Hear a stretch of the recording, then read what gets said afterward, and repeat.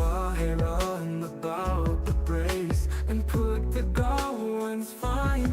But we've wandered on a weary fit, sin old lang syne.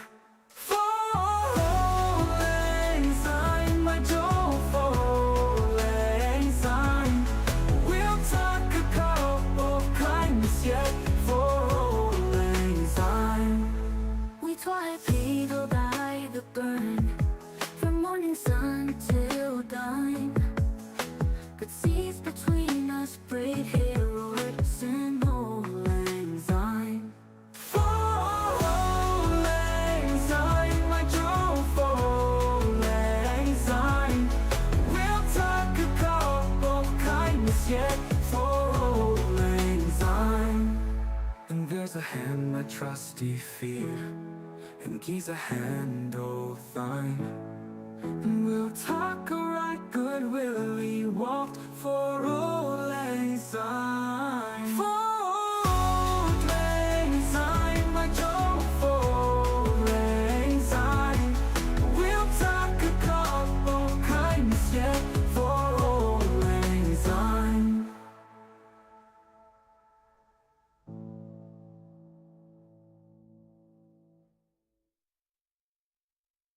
Should old acquaintance be forgot and never brought to mind? Should old acquaintance be forgot and not old lang syne? For old lang syne, my Joe, for old lang syne.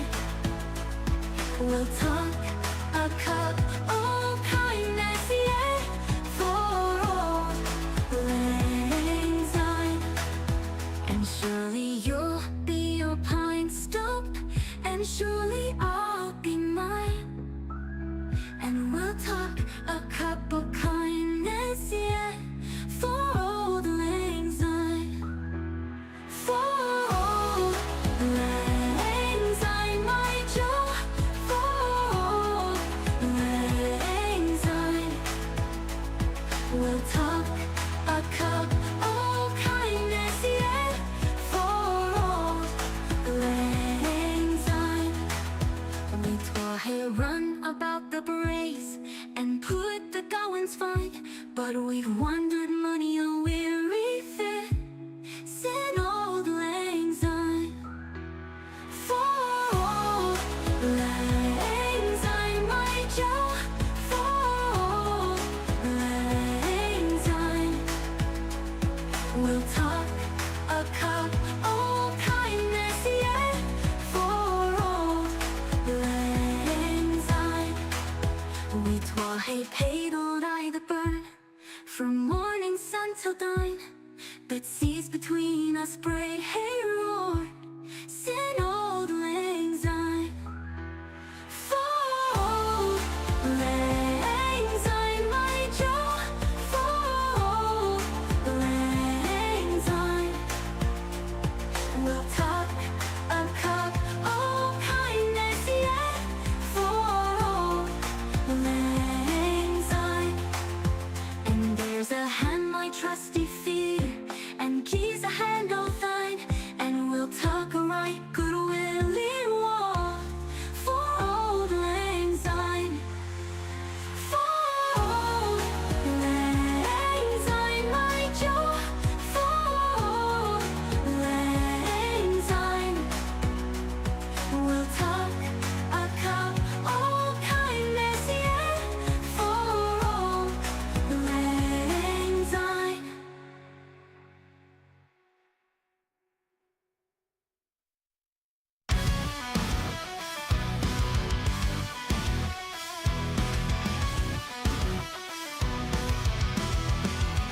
Should old acquaintance be forgot and never brought to mind? Should old acquaintance be forgot and old lang syne? For old lang syne, my Joe, for old lang syne. We'll talk a cup of kindness yet for old lang syne. And surely you'll be your pie's dope, and surely I'll be mine. And we'll take a cup of kindness, yes, for Old Lang Syne. For Old Lang Syne, my Joe. For Old Lang Syne, we'll take a cup of kindness, yes, for Old Lang Syne. We try and run about the braes and put the goings fine, but we've wandered muddy weary fits in Old Lang Syne. For Old Lang Syne, my Joe. For Old Lang Syne, we'll take a cup of kindness, yes, for Old Lang Syne.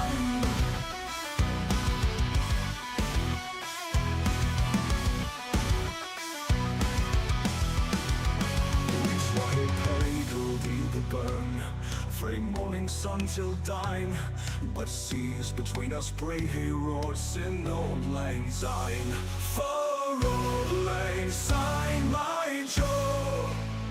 For Old Lang Syne, we'll take a cup of kindness, yes, for Old Lang Syne.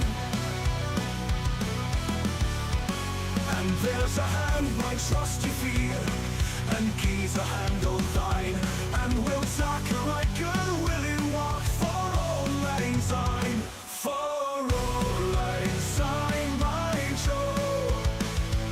For Old Lang Syne, we'll take a cup of kindness, yes, for Old Lang Syne. For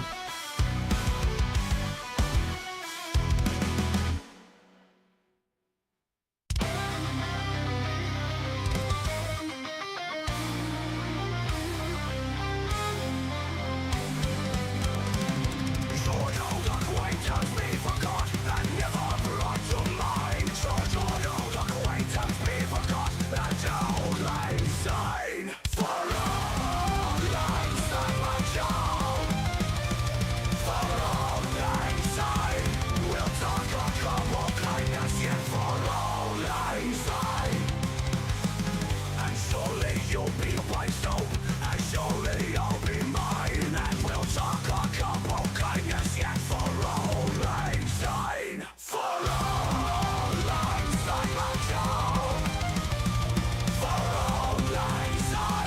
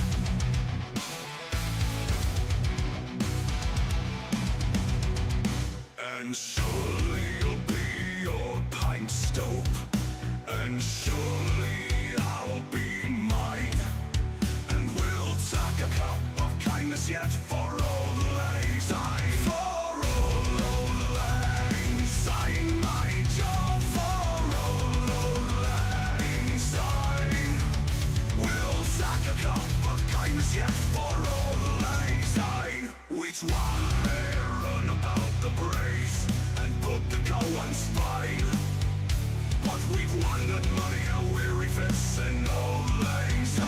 For old lang syne, my job for old lang syne. We'll sack a cup of kindness yet for old lang syne.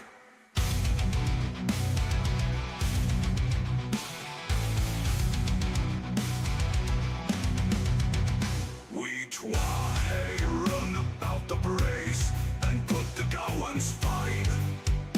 But we've wandered money, a weary fits and old lang syne. For old lang syne, my job for old lang syne.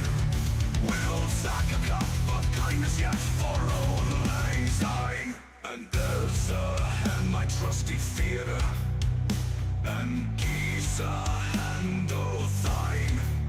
And we'll tackle right good Willie walked for old lang syne. For old lang syne, my job for old lang syne. We'll sack a cup of kindness yet for old lang syne.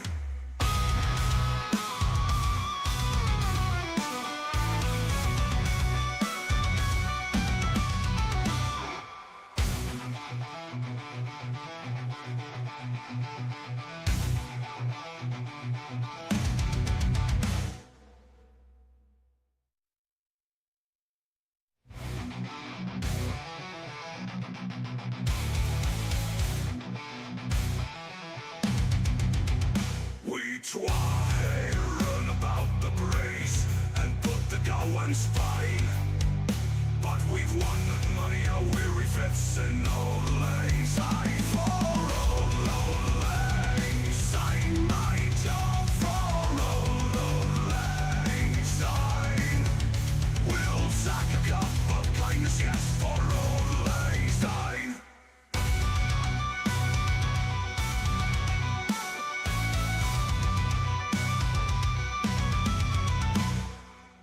And there's a hand, my trusty theatre, and keys a hand o' thine. And we'll sack a right good Willie walked for old lang syne. For old lang syne, my job for old lang syne. We'll Get on, acquaintance, we forgot, and I never brought to mind. Should old acquaintance be forgot, and old lang syne. Old lang syne, my job for old lang syne. We'll take a cup of kindness yet for old lang syne. And surely you'll be a pine stalk, and surely I'll be mine. And we'll talk a couple kindness yet for old lang syne. For old lang syne, my job for old lang syne. We'll take a cup of kindness yet for old lang syne. We try run about the brace and put the gowans fine. But we've wandered money, a weary fits in old lang syne. For old lang syne, my job for old lang syne. We'll take a cup of kindness yet for old lang syne. We try people by the burn, from morning sun till dawn. But seas between us break heroes in old lang syne. For old lang syne, my job for old lang syne. We'll take a cup of kindness yet for old lang syne. And there's a hand, my trusty fear. Welcome, my friends, to XboxEra. If you're new here, let me fill you in. XboxEra is a platform for the Xbox community with best-in-class forums, a kick-ass Discord server, and of course, XboxEra.com, your destination for the best news, reviews, and features, all focused on your favourite platform, Xbox. It's every Xbox fan's gateway to the best of Xbox era. Our incredible podcasts listened to in over 50 countries worldwide, our in-depth reviews, our own merch store for the coolest in gaming threads, and of course Day One, where you can track, rate and discuss your favourite games on Xbox Game Pass. We're a small, agile and independent publication, and importantly, we're completely funded by you. If you value having a publication truly focused on your preferred place to play, you can become one of the cool kids by supporting us directly via Patreon. Just head to patreon.com/XboxEra. You get cool swag and awesome perks, and we get to keep doing what we do. Become a part of the best Xbox community on the internet and help us grow even larger. Thank you for your support. XboxEra is only made possible by the support of an amazing community, and in particular our legendary and growing army of Patreon supporters. Our executive producers, Top, The Scarecrow 121, Peter B, Not Jack, Mohammed Sherez, Kevin S, Korkenstein, Jordan White, Jordan Andow, Frankie C, Terran H, and Brit. Our amazingly generous grand benefactors who take their support and dedication to XboxEra to another level. Krat56, an assassin. And then there's our boss, our leader, our shining light in times of darkness, the one and only XboxEra's CEO, Torn Raptor. You guys are all fucking awesome. If you enjoy the content XboxEra produce and want more of it, and you're not a patron, consider heading over to patreon.com/XboxEra, pledge your support, and get cool swag in return.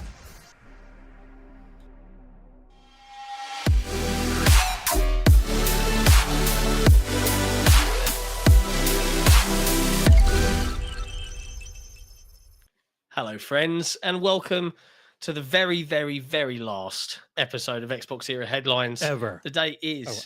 yeah. Of this year. The day is December 31st, 2024. I'm Sika Mechanico, and today Jesse and I will be taking you through all of the latest in gaming news from across the industry, except we're not, because there's not actually been that much news. So we're doing a slightly different twist with this episode. You say that. There has been a surprise for this time of year. Anything is surprising, and there's like 10 things that are there.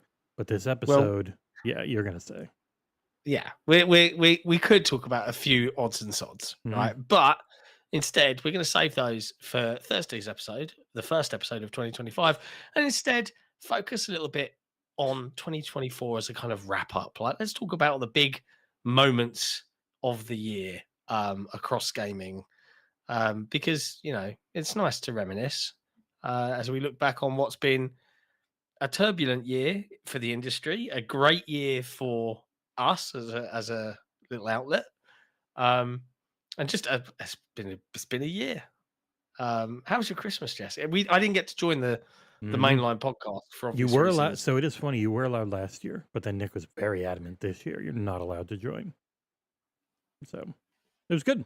He did. To be fair to Nick, he did say like, "Hey, join." Oh, only because he felt browbeaten by us. It was fun. But I was like, "No, it's cool." And I was ill. I got the flu for Christmas. That's what I got from Father Christmas this year. Came down, emptied his sack, and gave me the flu. What? A lot of unhealthy milk in America too, with the bird flu taking out all the cows. Are you guys going to have another lockdown? The whole world is going to, thanks to us not stopping it when it was only in birds. But super lethal. It kills like 80% of house pets it hits. So keeping them cats inside. But yeah, it's not good. Man. But yeah, no, it was really good. Ended up streaming 23 hours last week. Was not really was kind of expecting it on Friday. But did a stream on Monday, then did a long stream on Christmas evening because the missus was like, "Hey, we're just home. We've already done all of our stuff. The kids are in their 16 and 20 now, which is insane."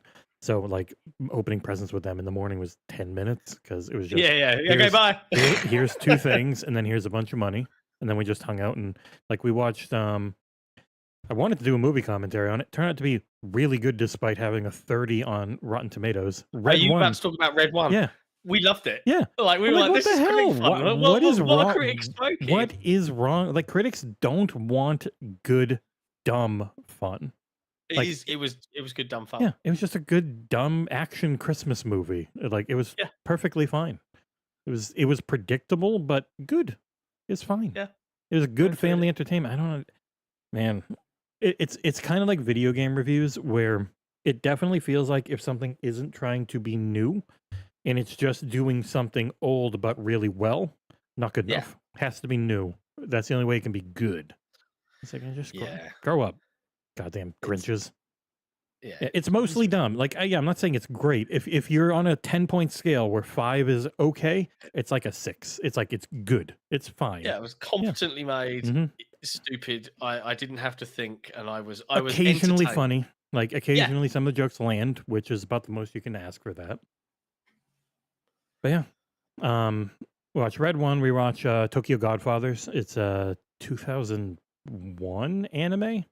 About 3 homeless people in Japan who find a abandoned baby and are doing their best to take care of it and then get it back to where it goes. It's really, really good.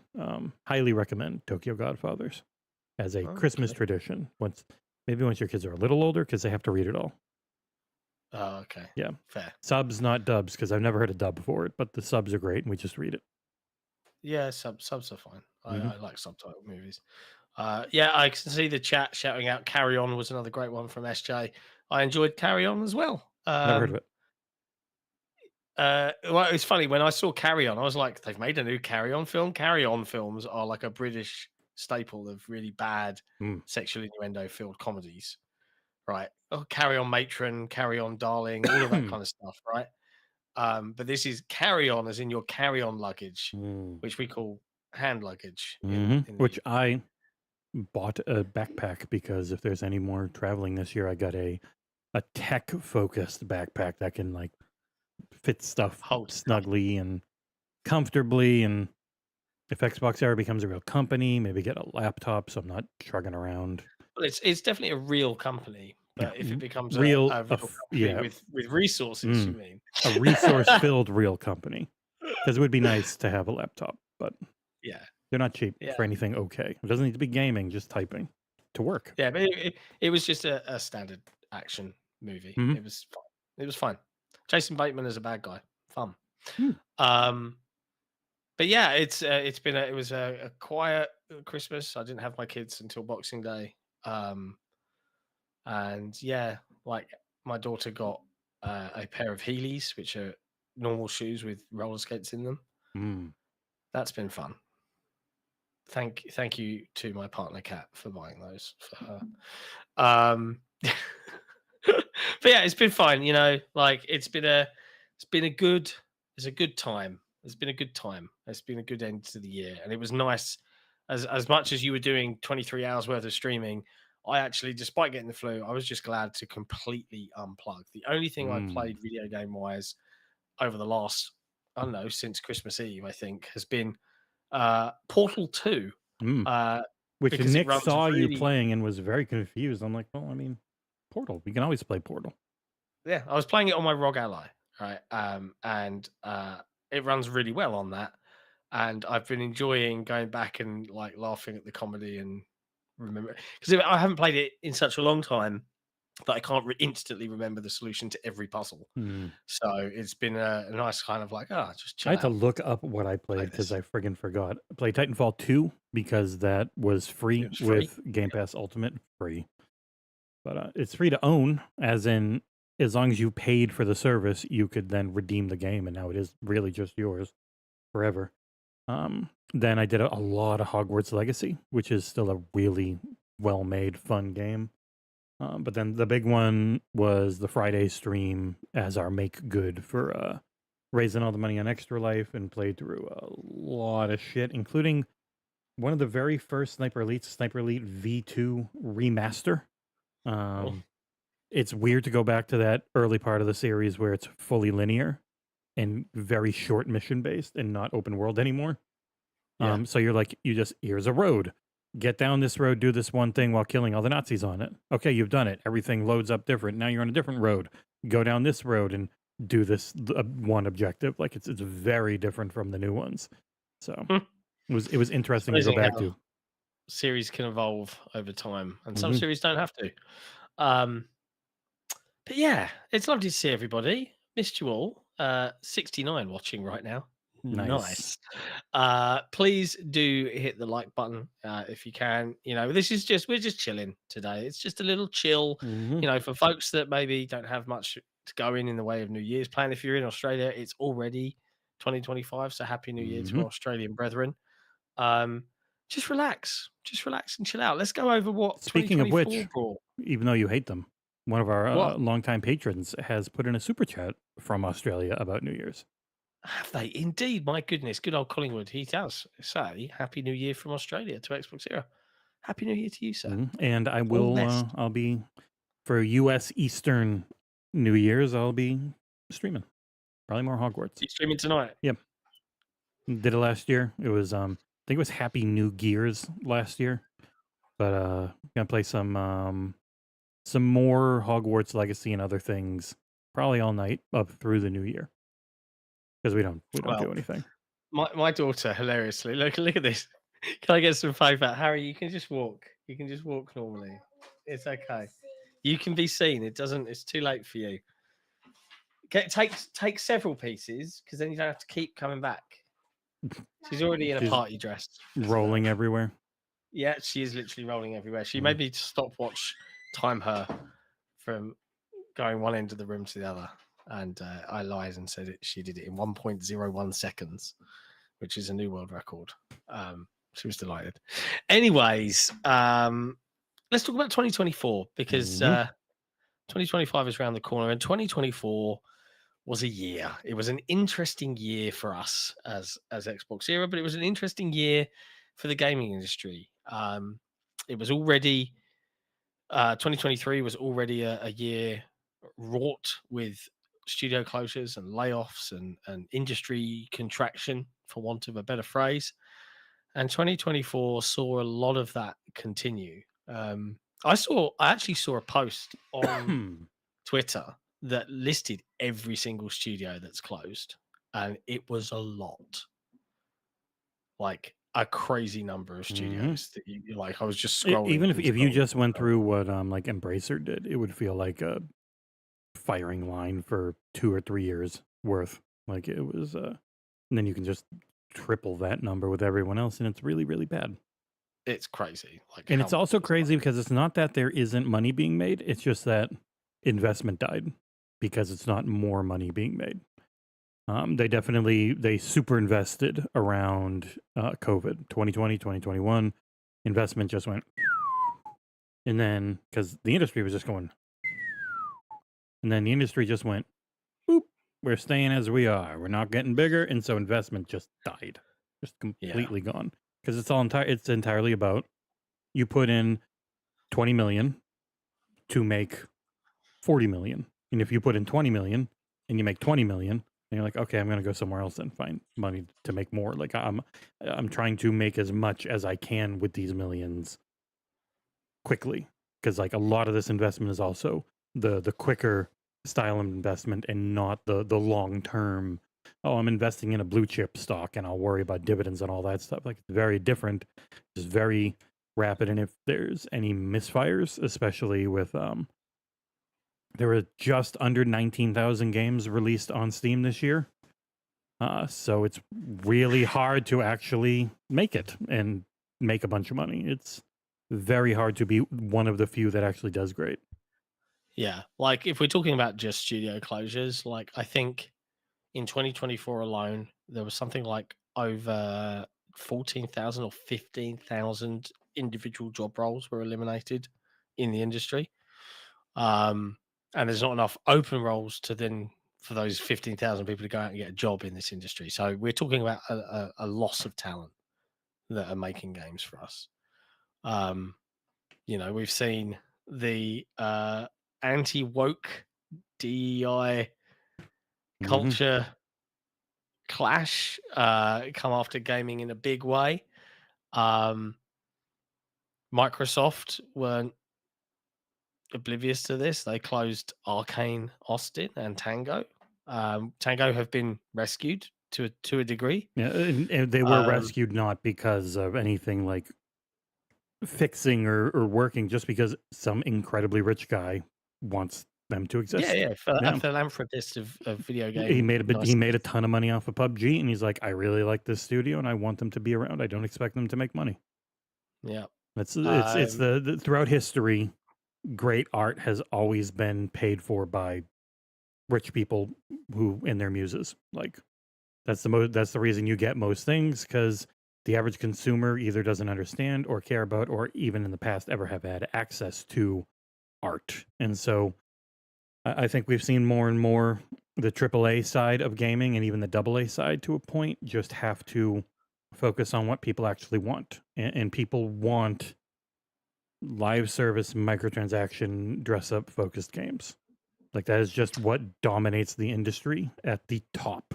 When you're spending all that money and you want the most return, you have to have some form of constant payment. Like people just want a reason to keep giving you money.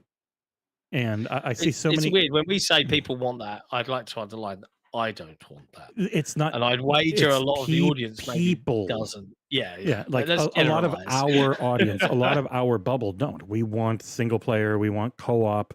We don't care about microtransactions, but there's way more people like Nick out there who play the same couple of games all year long and just want more reasons to spend $30 on skins. Like Mariah Carey, I can stare at her butt while she's singing All I Want for Christmas Is You.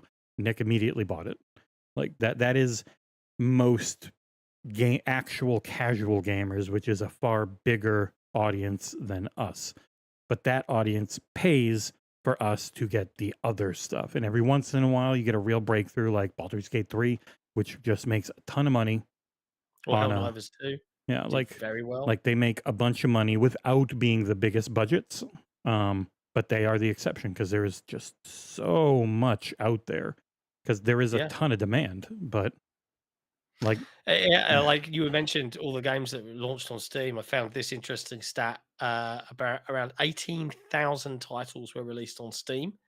It was 18,900 and something. Yeah, it is enormous.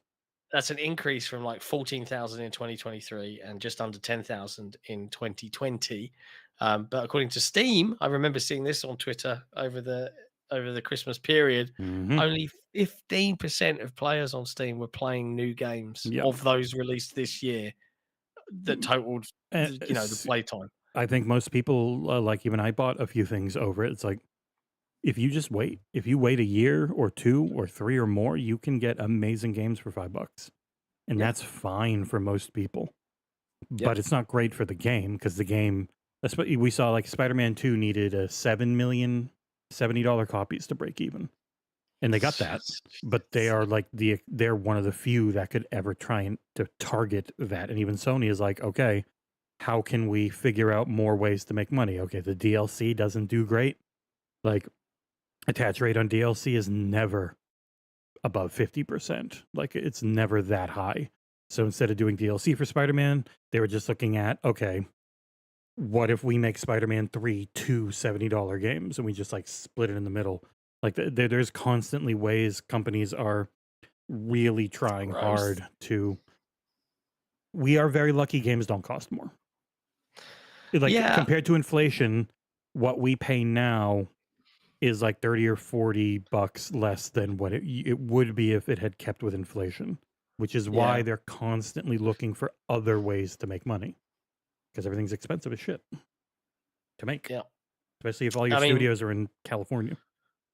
And we've got, Sony struggled too. Years of issues with Bungie coming to the surface, it seems. Destiny 2, strong expansion, according to reviews, even though now player sentiment is very different. It's the lowest it's ever been. Lots of scandals. Bungie are making Marathon a live service. Extraction shooter that is too late. like, I just feel like it's like very late to the party here. Like, and I we've know seen it's Bungie, yeah, and Bungie magic sometimes comes is through, gone. but Have you seen most of Bungie's upper management and most of Bungie's things are just Sony now? Like they work for Sony. They're not like that's what I every mean. all the I'm like, is targets that gonna land? all the targets Bungie had. Well, I mean, Sony knows I how don't have to a lot make of successful faith. games, but not live service. The exception has been Helldivers 2, which was just this brilliant moving of the original Helldivers from that Diablo style perspective, almost directly over the top, to a really good third person shooter that plays a lot like a Metal Gear Solid 5 did, just better. Like Yeah. they nailed that, but they haven't nailed anything else live service because it's really friggin' hard. No one can just Yeah, like Concord was a flop to the tune of what, $180 million, $200 supposedly million. a total pay for both the game and the buying of the studio and everything of like 400 million. Oof. I mean, basically it's been a bit rubbish. And if we look at the year from like January through to now, we had the year start off strong. Microsoft came out of the gate with a developer direct, which is a new tradition now for Microsoft, it seems, in January, and I'm certainly expecting another one So is Paris, which is imminently he in said the he'll be next on couple of once weeks. it airs. So yeah, we're gonna have our good friend Paris on the XboxEra podcast after the January developer direct. We don't know what they're going to show. They've got a lot to show. We'll talk about that next Thursday, Yeah. this Thursday, because we're going to talk. And then we're again talk on about Saturday with 2024 Nick, but right it'll now. be a lot worse. Yeah. But they started off strong.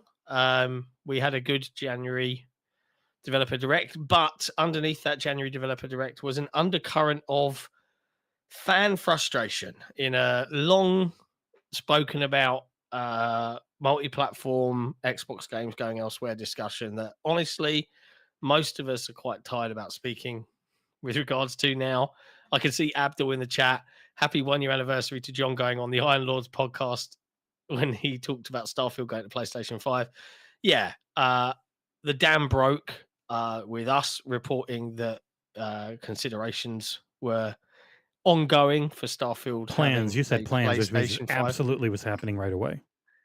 It's funny, we were saying just before we went live with regards to that report, go back and read it. Everything in that report happened except for actually, Starfield actually showing up on PlayStation 5. But as I said, post Shattered Space. So we'll see what 2025 You have until the brings. end of time, essentially. I haven't with that technically wording. that's the wording, right? So but interesting to see what happens there. You were on with PSN Tim Dog? I didn't know that.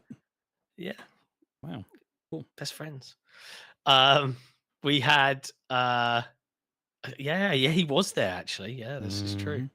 My And brain this was just the realised direct that. where we were all shocked because Indiana Jones and the Great Circle was there and then I listed know. for 2024. And I was delighted, as seen in the short. I'm so delighted right now. It's classic.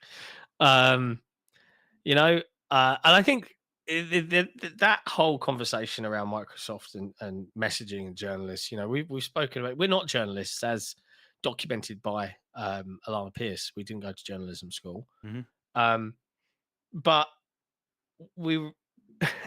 I think the industry needs to reckon with this a little bit. I think Microsoft need to, in 2025, find a way to be more upfront with things somehow. Well, it is funny, Or NC bringing up keep how releasing great video games. Phil name-checked Indian Starfield is not going multiplat, which was technically true when At it the was time. said.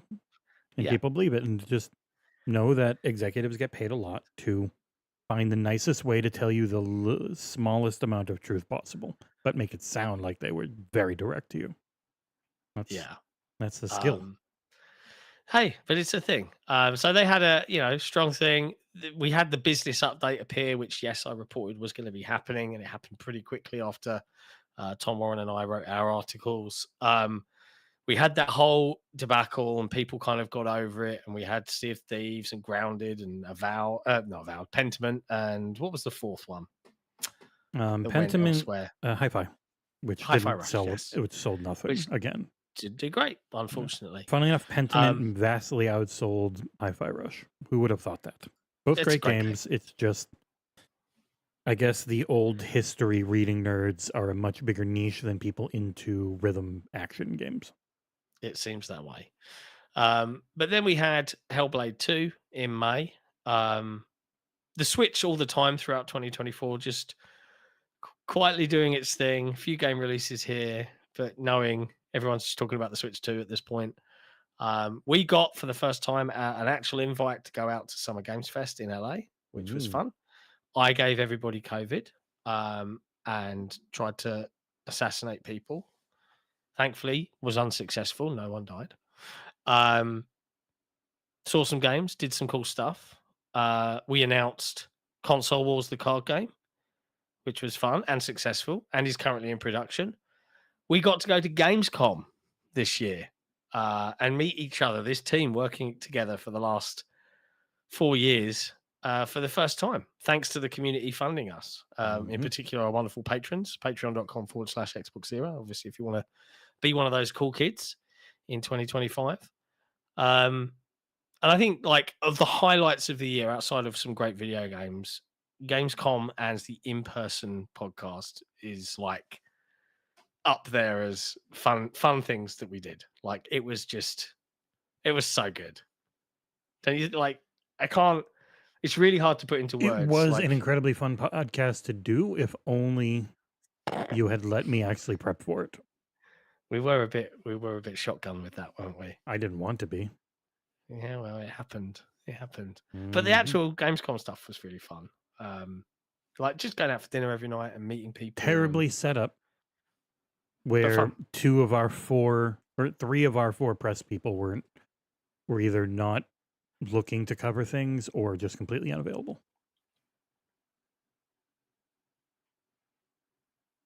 We got to fix that next time.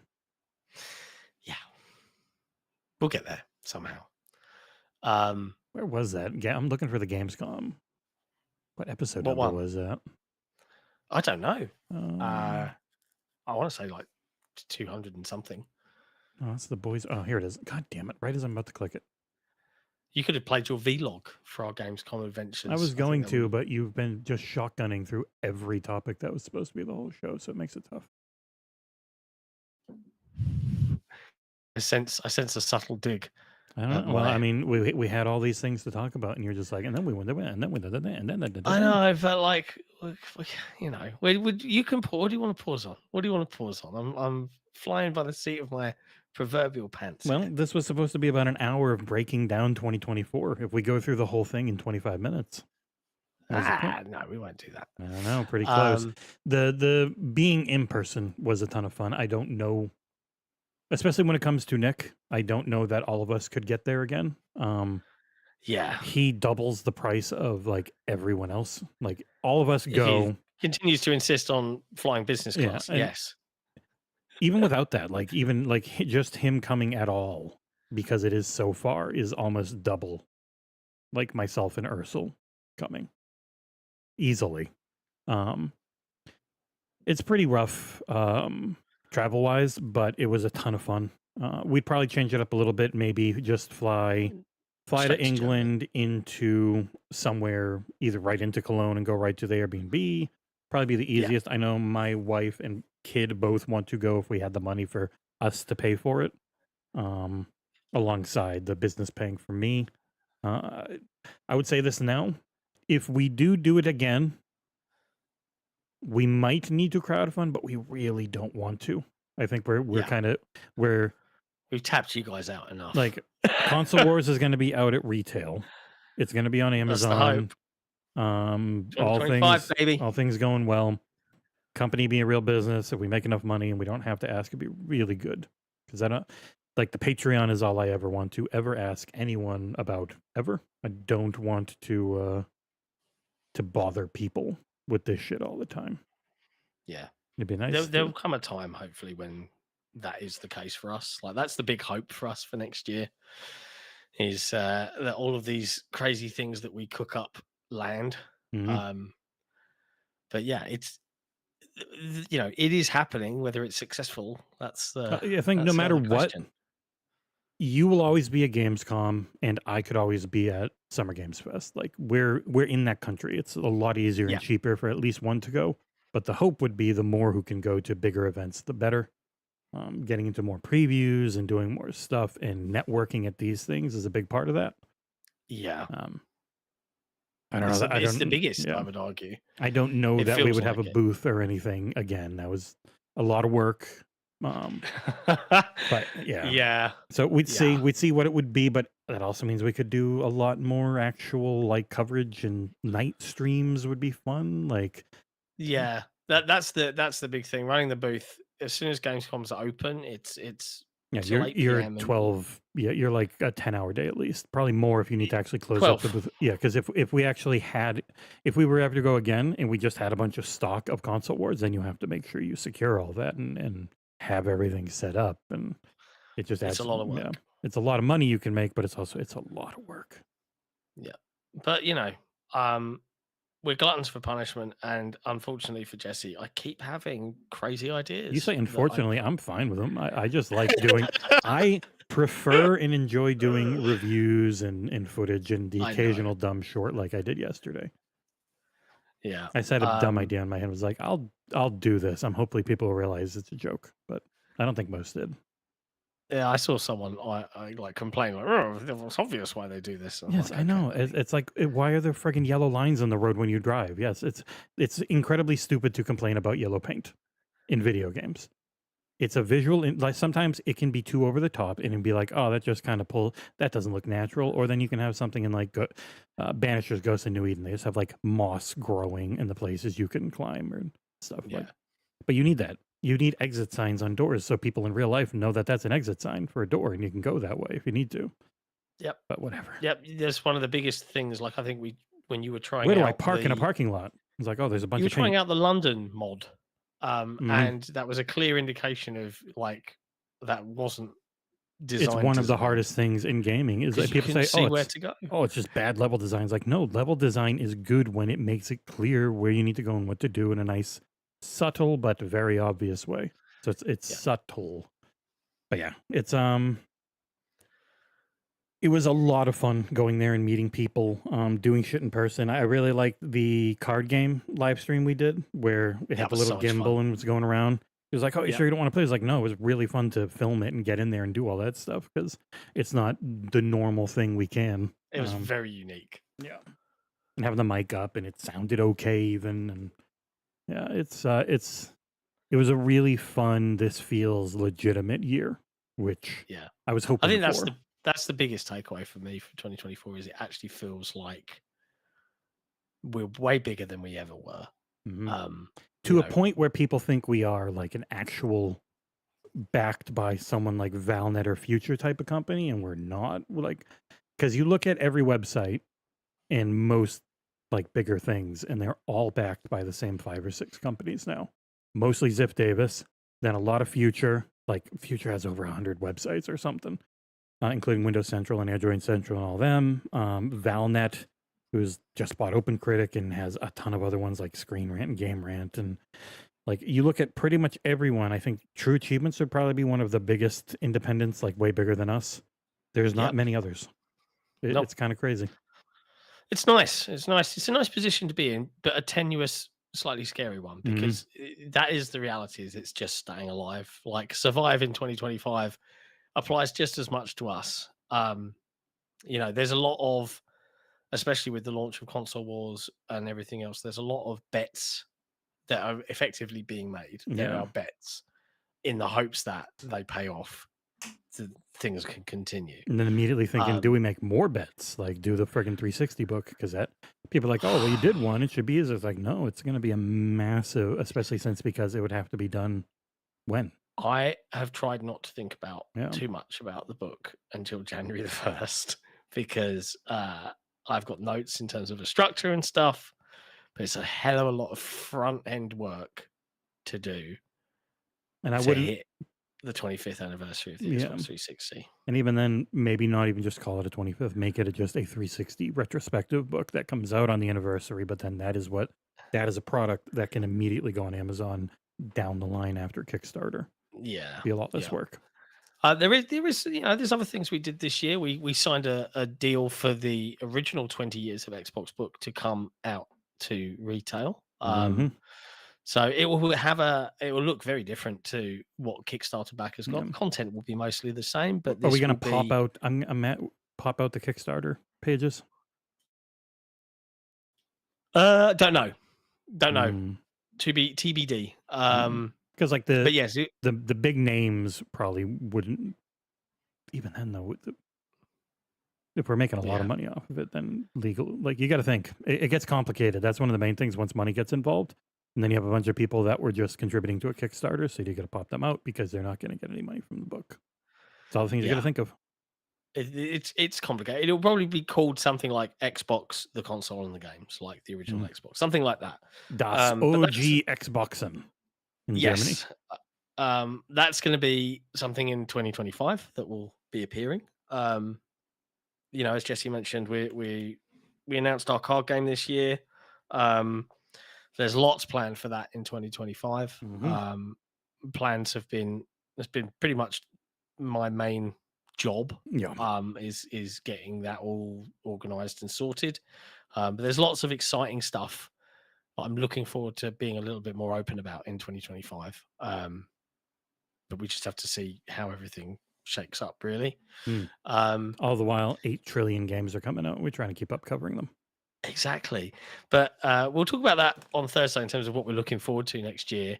I want to talk a little bit about the games that we particularly enjoyed in 2024. And as well as the industry in terms of the big highlights, right? And if I think across Xbox, for me, the first big highlight was Hellblade 2, which was, if you think about it, was the banner statement for them in terms of capability of the Xbox Series X consoles, because it was announced alongside the hardware at the Game Awards 2019, if memory serves.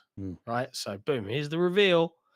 And I think it's one of the only times in memory, really, that the very first reveal trailer has been actually matched or surpassed by the actual game when it came out. I know not everybody loves Hellblade 2. I know I thought it was at the pinnacle of its genre, and I gave it the coveted 10 out of 10 XboxEra max points, because obviously I'm a big raging Xbox fanboy. Many people who loved Hellblade 1 just hated Hellblade 2. Don't know what was different about it. I hate hearing that. I know. It doesn't make any sense. Look, I love the first one, but this better one that's better in pretty much every mechanic. And it's still trying to be worse. the same thing. Like, I do Don't think get me started. A lot of times it's an expectations thing.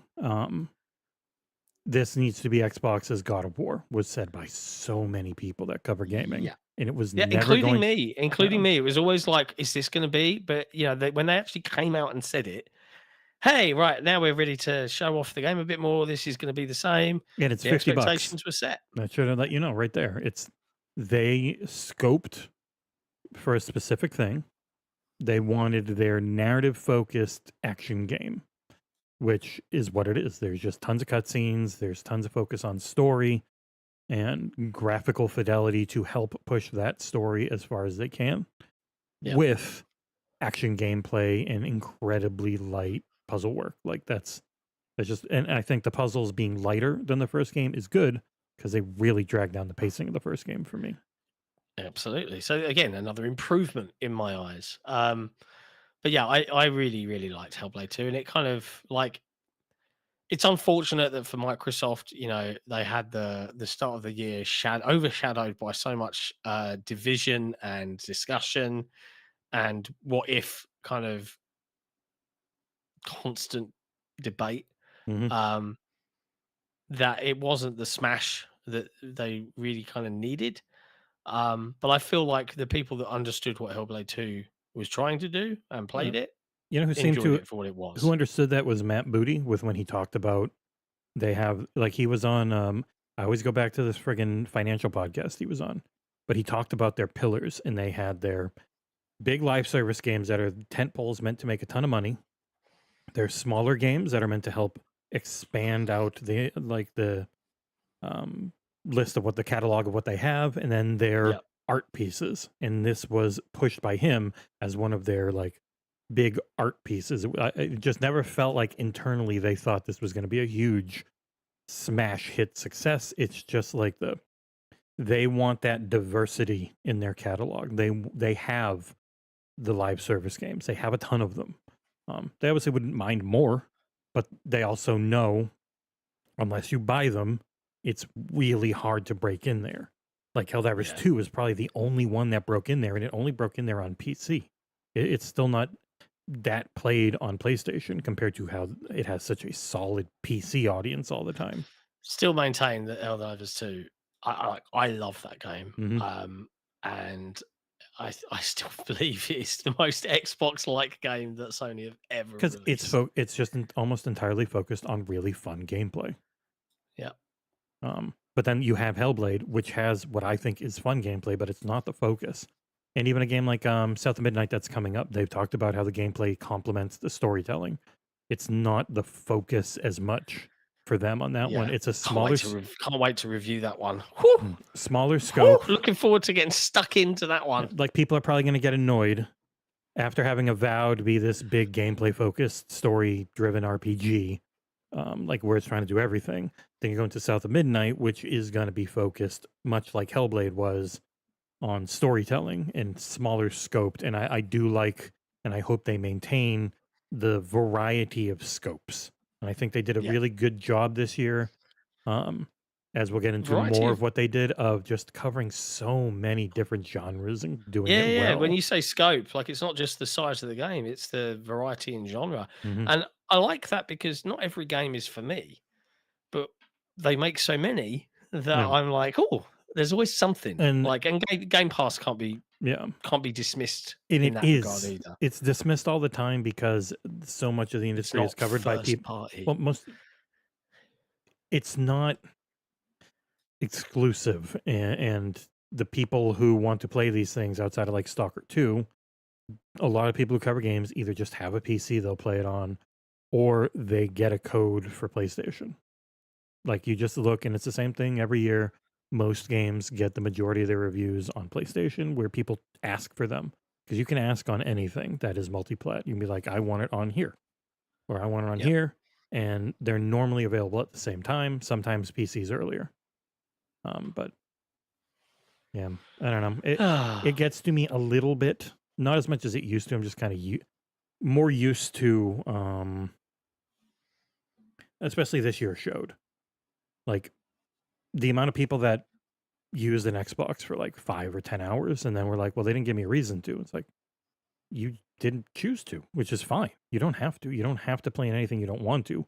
But there was like 500 good games released on it, just like there were 500 good games released on PlayStation.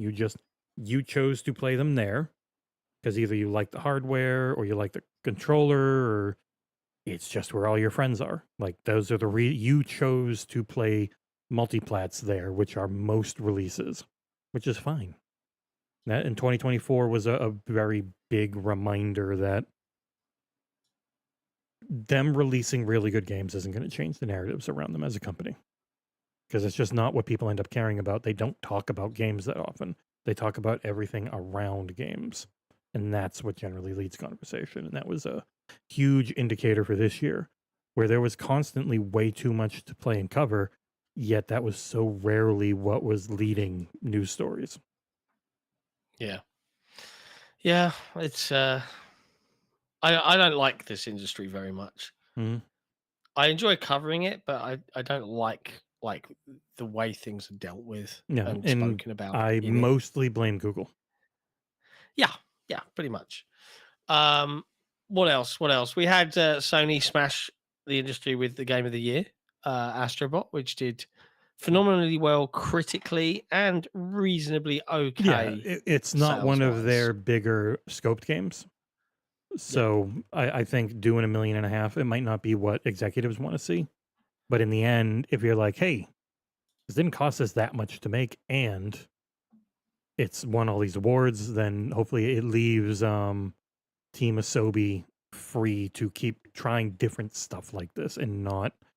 That's one of the things that I think was the worst about the end of last gen was... At the end of the PlayStation 3, they had Uncharted and The Last of Us really dominate and do amazingly well.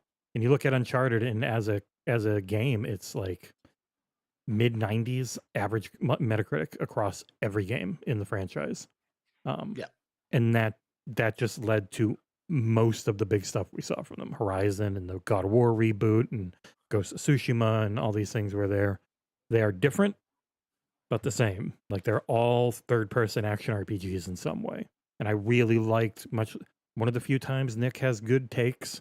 I liked their earlier output where it would be more diversified and you would have your action games and you would have your driving games and you would have different things, weird ass platformers. Like they were really diverse in what they offered, and that kind of died and went away. And I'm hoping that the success for this one means that we get maybe at least a little bit back to them diversifying. But then you hear what Herman just said about them still being very focused on more live service stuff, because unlike Microsoft, they don't have their own. They are incredibly reliant on Fortnite, Call of Duty, and like Minecraft and Roblox, and a lot of things they don't own, and they want to have things that they own that they can keep all the money from and not have to worry about third parties keeping the games good and keeping content coming out. So, or Microsoft swooping in and buying them. yeah.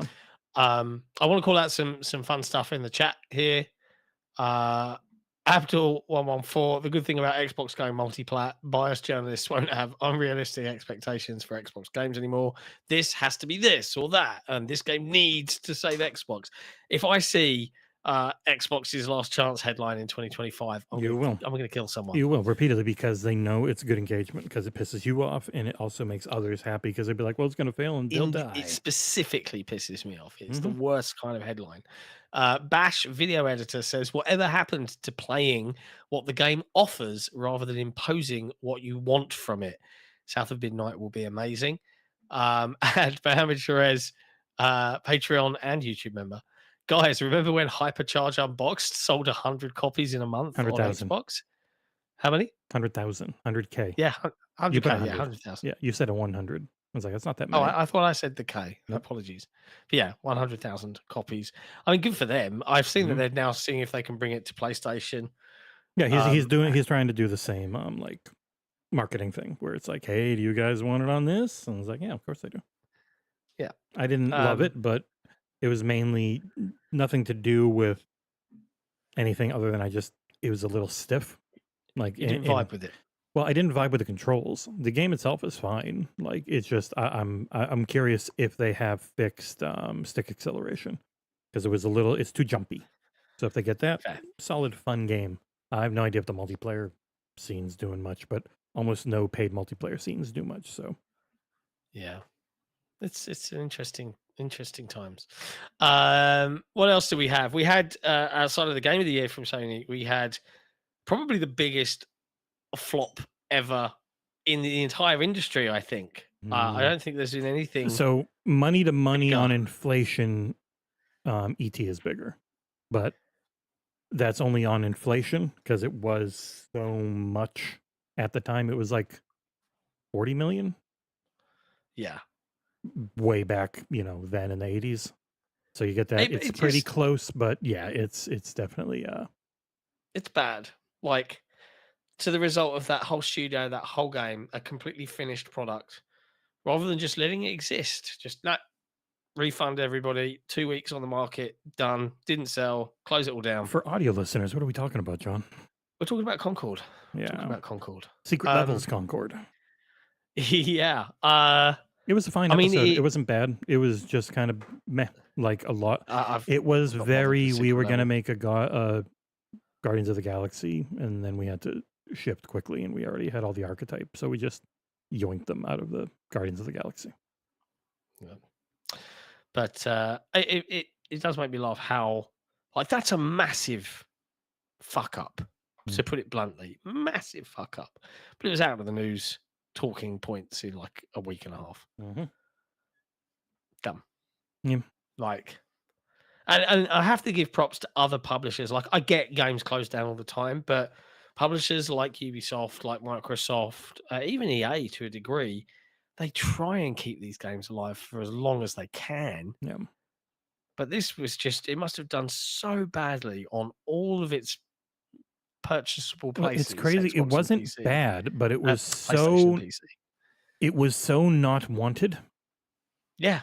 That it just sold about as bad as anything has ever sold at, probably worse than anything has ever sold at this budget. At this budget, with the nuts. marketing, with what the game cost, like to have done like 30,000 copies is crazy. It's only $40. It's not a bad game, but it was so poorly received. It was mind-boggling to a weird degree. Yeah. Unfortunately, give a lot of ammo to the anti-woke crowd. Yes, it did. Because the game wasn't not colorful enough, I guess. I don't know. It's a weird one.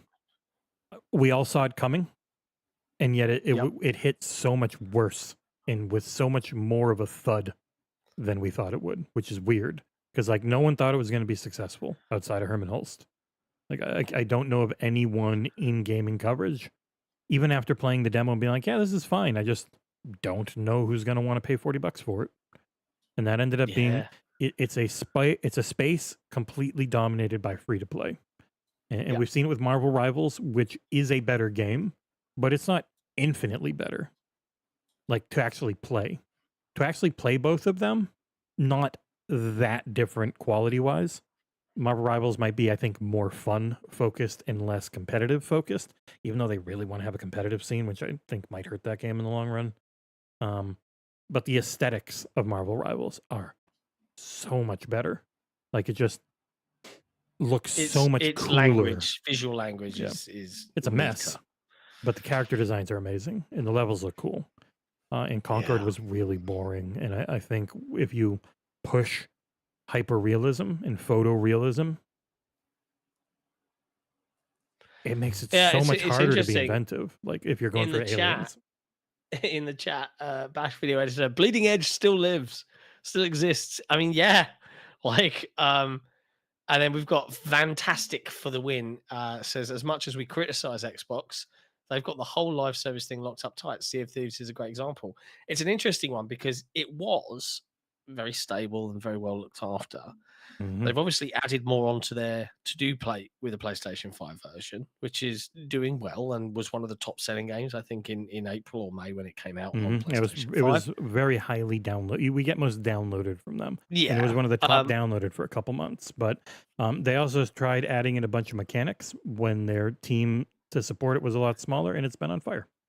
Yeah, they've had a lot of hiccups now. So, you know, I'm blown away that it wasn't nominated this year for best ongoing though, because but Helldivers 2 was, which is still shocking to me because it's brand new. And I think most people who play it would agree it hasn't had great support for new content. It's mostly been trying to work on the Turbo Squid, branch engine they made to make things work right. Like it hasn't had a ton of content. Even the new content that came in, it had a big bump and then went back down because it was. They've done very well in how they market and get the community rallied around the content to make it happen, I guess, or involving players in those choices like A or B. But yeah, like poor old Sea of Thieves. One day you'll get a nomination at the Game of the Year awards. Nope. Like one day. I don't think it's going to get that level of support again, like when it was getting all the content. Because now we also had reminded from NC in the chat the PlayStation Network account controversy with Helldivers 2, which gave it a good kicking, and has continued to give all of PlayStation's PC games a bit of a kicking because it's a requirement, even though it's not really a necessity. And you're either asking people that want to buy it in regions where they're not supported to lie and break the terms of service so they can buy the game, or they can't buy the game. And they are more, they are less forgiving than Microsoft is with you pretending to be in another country. Yeah. But unlike Spider-Man 2 coming to PC a lot earlier than any of the other ones did, because I think they've realized more and more that too long of a timed exclusive just will kill your sales. Even a game as great as like God of War, Ragnarok and whatnot, super highly rated, didn't set the world on fire when it finally hit PC. Final Fantasy 16 had the same issue, where it didn't do crazy numbers on PC because it had been a little too long. Now the same is probably gonna, like, Rebirth is coming, but it's still gonna be about a year. So it's tough. But also, and I think it might be in there for the news. I can't remember. Did I put it in there? Which one? I did not. I forgot to. The CEO of Square pretty much said we can't have the remakes be exclusive to one platform anymore. Oh, It yeah, sold yeah. enough, like it didn't lose money or anything. It wasn't a failure. But he also then just said outright, we can't have it just be exclusive to a single console anymore. And that's the whole industry. Like all of the Square saw what Sega and Capcom had, where they just started putting everything everywhere again and making a Thank bunch of God. money and everything going really well. And everyone's like, ah, yes, That's a good console idea. platform exclusives are really good for the platform. They're not always great for the person that made the game for the platform. Yeah. Except unless you're Nintendo, who did quite well with several releases this year. We had The Legend of Zelda Echoes of Wisdom, which did okay. If you watched this Grubsmas, it was mostly about Nintendo. Shocking. I Yeah, know. of course it was. Of course it was. I mean, at least Grub admits what he is. Oh yeah, no. you know. Grub is like he I grew am a up loving Nintendo Nintendo fanboy. fan. Yeah, he loves their stuff. Yep. He also, but he'll be honest about how shitty they are. I think that's Yeah. one of the main differences between Xbox or PlayStation fans is they will gloss over how shitty either company can be if they're trying to win a list. And Nintendo fans are like, yeah, no, they suck. I just really like their games. Yeah. You had a Super Mario Party It update was as well okay. on Switch. Well, yeah, it but was like Jamboree. It was all right. but like for the most part, the Switch is in its For a last final year of a year. console from done Nintendo, it was alright. okay. It was Yeah. fine. But yes, outside of that, biggest release for Microsoft, obviously this year, Call of Duty Black Ops 6 did phenomenally well across the board. For Microsoft, it made bank. It doesn't seem to have been hurt at all by being in Game Pass, which was No, always, you never know until something does it. But yeah, from it sold a ton. Its main played platform became Xbox again, Xbox. which it hadn't been for a very long time. It's really nice to Which is probably kind of see. what they really wanted because the main place COD gets played is the main place COD makes money. So Yes, yeah. that's always one of and the big things. it's interesting as well. I feel like this year that word of mouth will start to spread into next year. So whenever the next COD ramp up begins, Well, and that's the I don't think it's in there, but this is an Xbox campaign is not there to. I know Jez and a lot of others are like, well, until I can play everything I own on an Xbox everywhere, it's not an Xbox. It's like it's a disruptive ad meant to get people to look at the ecosystem finally. The people who haven't looked at it for a long time, who don't know they can spend $20 a month, have a controller, and then just play on their Samsung TV, and it actually looks and runs really nice because the Samsung. Go check out Deadly Heady's wonderful video or the episode where he joined us on the XboxEra podcast. I think he's done a follow up as well that talks a little bit about the no red lines stuff, and the marketing idea behind that kind of vibe. So go check it out. Deadly Headley is a lovely chap. But yeah, so COD did great. Sony released the PlayStation 5 Pro. I don't know how well this has done, but I've seen a lot of stuff around PISA, which is their PlayStation Super Sampling Spectral Resolution-y, whatever it is. It can be really well done when in certain conditions, like early DLSS. I think it's exactly like a lot of us who followed the upscaling stuff from NVIDIA and then AMD and Intel knew there will be some games where this looks quite nice when you're not moving, but in most of them, when you are moving, it is just, it's going to struggle. That's just the way it always goes. We've seen lots of developers releasing patches to disable PSSR on their games. Did you watch the technical seminar from no, Mr. ASMR himself? It felt like damage control because so much that came out of it was just Mark Cerny very politely refuting fanboy talking points. Like he even joked about how people talked about it was going to be 30 floor teraflops, and that is just not reality. It's actually not the way any of it's written. This is what it is. Like he was just like, this is a system that we could make. We have to only go in certain increments to keep backwards compatibility. We had to keep the same CPU. or else it would not be able to read PS5 or PS4 games. Like he's just breaking down why this is the console they could make. And we Yeah. know it's like stuff we've always known. They have to go up in certain chunks of CUs, like their compute units. Yeah. They I can't mean, they can't change their CPU architecture, or else it just won't read those I think versions anymore. it highlights the two different approaches from the HD twins.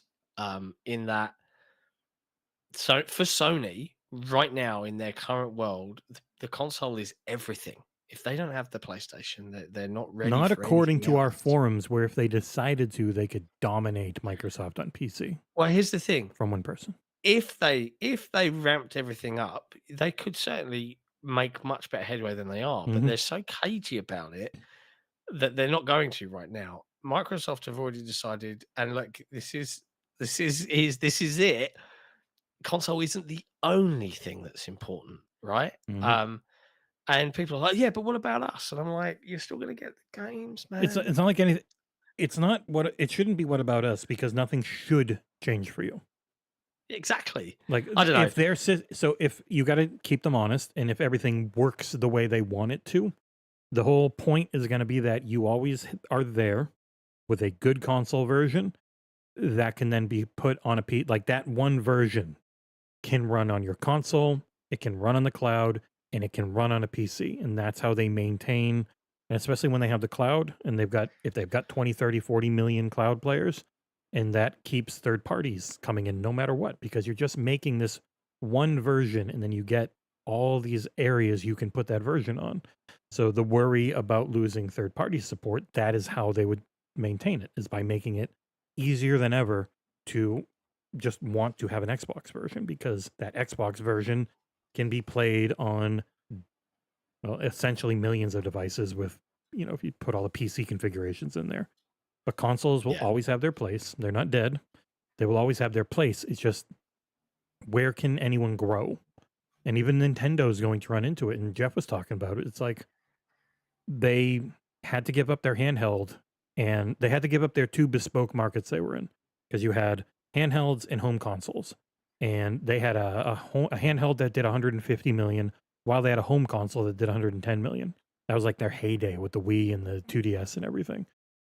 But now they get 140 million from just one, which is still great.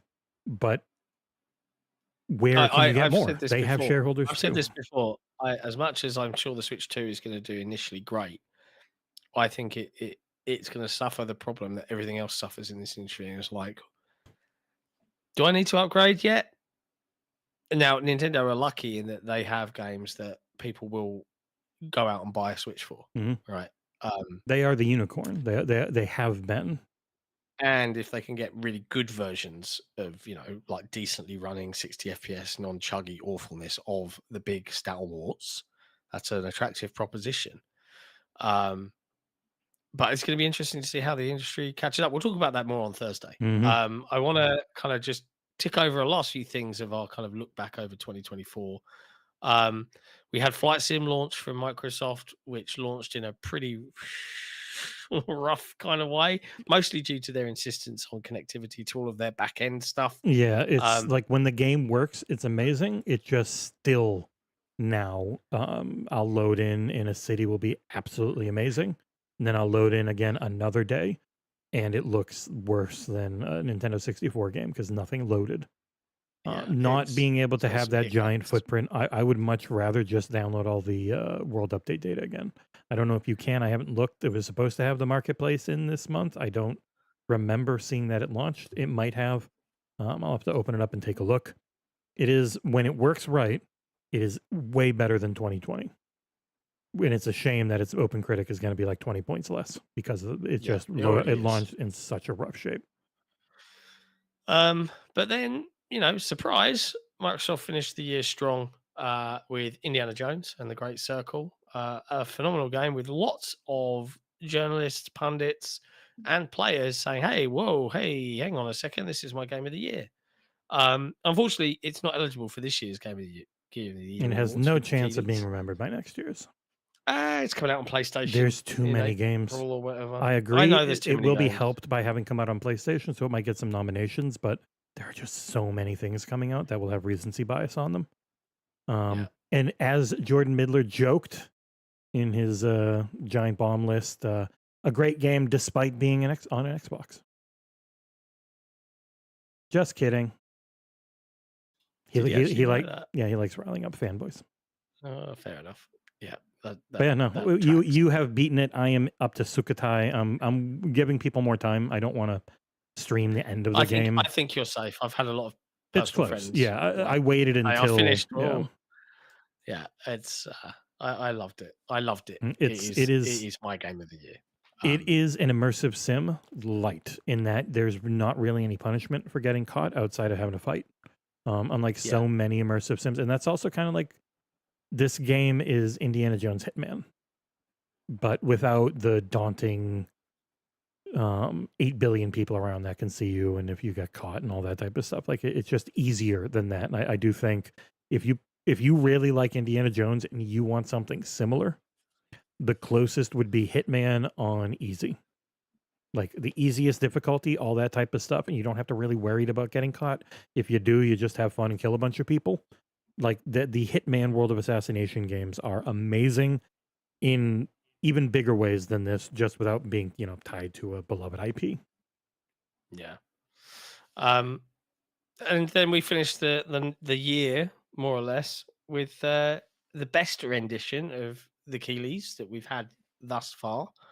Balatro won Indie Game of the Year, deservedly so. And Mobile Game of the Year. And Mobile Game of the Year, well, that's also deservedly so. Balatro, congrats to Local Thunk. What a life-changing experience that's been for him. And Astro Bot won Game of the Year. And there's a bunch of other stuff that came out. And it's funny, we did say it would the moment we saw it announced. And we were right. Yes. We know what the industry likes. People who cover video games really like platformers, even if customers aren't nearly as into them. Yeah, pretty much. That's kind of 2024 in a nutshell, succinctly wrapped up in about an hour.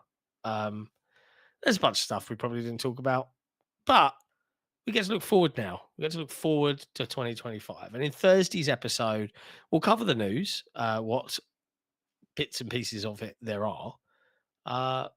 But we'll talk about the future. We'll talk about all the new that we're going to be playing. We're talking about the new games and the new exciting adventures. In fact, we already have people working on reviews for 2025 because it doesn't stop. There's when we went over the list, I think there's 18 games we already are set to review between January and February. We got to the end, and then I was like, "What about this one? Oh, that's in January. Oh no!" And we just learn more and more throughout the year because there's already 38 known Game Pass releases for 2025 if you include Silksong. Some would. It is. This is the 15th Chocolate Factory Simulator review. Friggin' email I have gotten. This game is bombarding me. God damn! They really want you to review it. Shit, really won't. Suffice to say, friends, we're excited, a little bit daunted by what 2025 is going to bring because there is so much for this small team to cover. But we're as game for it as ever. I know that we're going to have an even bigger year than we've had this year. Like, I don't know if we're going to do a wrap like Predrag did last year, but he has been so busy towards the end of his year. I didn't want to pass him for anything non-urgent. But, one of my favorite things that I saw that we'd achieved this year is that on Spotify, we are one of the top 5% of video podcasts on that platform with the main XboxEra podcast, which is crazy to me. We need to get sponsors then. Let's do it. It's definitely something we can use in 2025. We have increased our viewership by an incredible amount since going full-time in February for me. You're welcome. And thanks to the hard work of folks like Jesse. Big shout out to Chengus, Ursel, Predrag. Not Nick. The incredible effort that has been put in to make our tiny little website that could, or something to those lines. But big thank you to you guys for watching us, for interacting with us, for subscribing to our Patreon, and everything in between, because without you, none of this year would have happened in the way it has happened. And none of 2025 is going to happen in the way it will happen Mm-hmm. because of you guys. So I don't think Jesse and I can thank you enough, really. Mm-mm. Like this show, Headlines, will be a year old in February next year. That's like a year of doing headlines. Yeah, and we like get to that's just a finally twice talk about the weekly show. news, all the stuff that Nick is like, oh, I don't care about that. No one cares about this. And then, yeah, yet like, hundreds of people show up every week to listen and to we it. hope that you guys enjoy Headlines. There's going to be a bigger focus on more Patreon content next year. I've been trying to force John to do some. He hasn't been around. It was Christmas. It was Christmas. I'm Don't back. care. I'm back as of No day breaks. after tomorrow. Have to have some breaks, otherwise I'll go mad. I have got, personal note, a small divorce house settlement discussion to have in January, which I'm sure is going to frustrate the heck out of me. But outside of that, it's all engines go on all sorts of fun things. And we really just basically are grateful for you guys being our engine for helping us. And I'll show that go off on this by journey. streaming around New Year's tonight. So if you're bored, you're not going anywhere, you're stuck at work, or you just want to hang out, I'll be live late tonight my time, so U.S. Eastern time. I don't know, maybe like 9 or 10, and then streaming through the New Year's, and I'll drink some non-alcoholic beverages. I don't know. Tipsy Jesse's pretty hilarious. I don't have anything. Bit handsy. I've got the kids champagne, like the grape juice. That's bubbly. That's all I've got. That's fun. Mm-hmm. But yeah, until then, folks, we'll be back on Thursday with a brand new episode of Headlines for 2025, the first episode to discuss all of the news that we've kind of skipped over from the last week, as well as what we're looking forward to in 2025 and beyond, from new games, new experiences, new adventures, new hardware, and a whole new Nintendo console. There's going to be plenty to grapple with. Until then, wishing our Australian friends a Happy New Year, and everybody else, enjoy the celebrations tonight. Have a good one. Happy New Year to you all, and we'll see you in 2025. Ciao for now. Goodbye.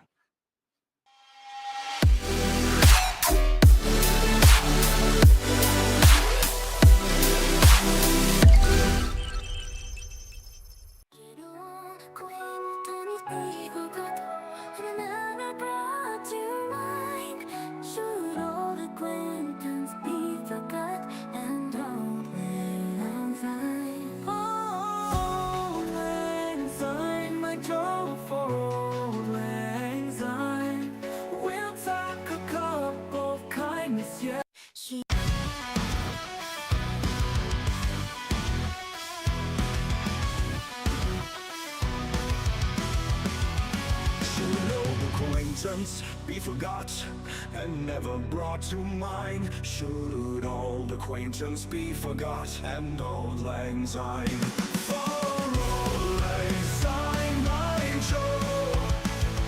For old lang syne, we'll talk a cup of kindness yet.